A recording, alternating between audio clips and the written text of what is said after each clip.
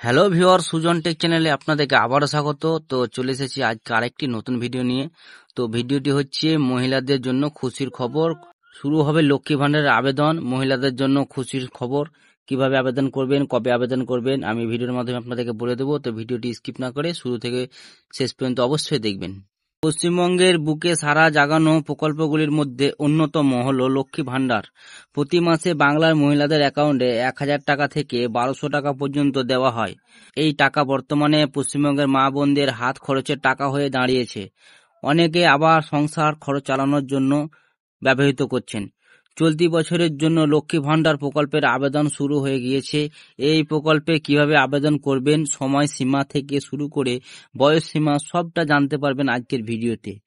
বাংলার মহিলাদের উন্নয়নের স্বার্থে চালু হওয়া জনপ্রিয় প্রকল্প হলো লক্ষ্মী ভান্ডার।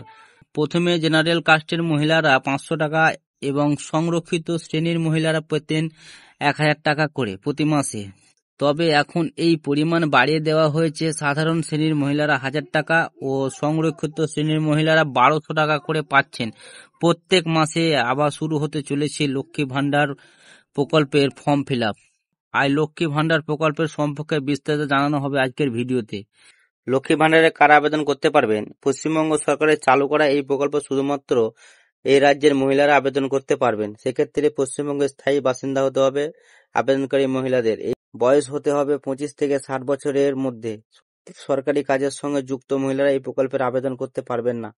প্রয়োজনীয় নথিপত্র: লক্ষ্মী ভান্ডার প্রকল্পের আবেদন করতে হলে আধার কার্ড, স্বাস্থ্যসাথী কার্ড, প্রার্থীর ইনকাম সার্টিফিকেট ও রেসিডেন্সিয়াল সার্টিফিকেট, পাসপোর্ট সাইজ ছবি, ব্যাংকের বই ও মোবাইল নম্বর। অনলাইন কিংবা অফলাইন দুভাবেই লক্ষ্মী ভান্ডার প্রকল্পের আবেদন করতে পারবেন।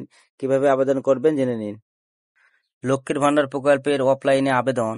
লক্ষ্মী ভান্ডার প্রকল্পের অফলাইন আবেদন করতে হলে নিজস্ব জেলায় নিকটবর্তী সরকারি ক্যাম্পে গিয়ে লক্ষ্মী ভান্ডার প্রকল্পের ফর্ম নিন। তারপর তা যত্ন সহকারে পূরণ করুন। সমস্ত ডকুমেন্ট সহ ক্যাম্পে জমা দিন। আপনার আবেদন খতিয়ে দেখে নির্দিষ্ট সময়ে টাকা পাঠিয়ে দেবে আপনার অ্যাকাউন্টে। লক্ষ্মী ভান্ডার প্রকল্পের আবেদন শুরু। প্রতি বছরের মতো এই বছরও দুয়ারে সরকারের শিবির থেকে লক্ষ্মী ভান্ডার প্রকল্পের আবেদন করতে পারবেন মা বোনরা। শোনা যাচ্ছে জুলাই মাসের প্রথম থেকে দ্বিতীয় সপ্তাহের মধ্যে এই প্রকল্পের আবেদন শুরু হতে পারে। তাই লক্ষ্মী ভান্ডার প্রকল্পের নতুন করে আবেদন করতে চাইলে কিংবা কোনো কিছু সমস্যার সমাধান করা থাকলে অবশ্যই দুয়ারে সরকার ক্যাম্পে গিয়ে অধিকারীদের কাছে সাহায্য গ্রহণ করুন। তো ভিউয়ার্স, আমার ভিডিওটি আপনাদের কেমন লেগেছে তা অবশ্যই কমেন্টে বলবেন এবং চ্যানেলটি যদি নতুন হয়ে থাকেন তো অবশ্যই চ্যানেলটিকে সাবস্ক্রাইব করবেন।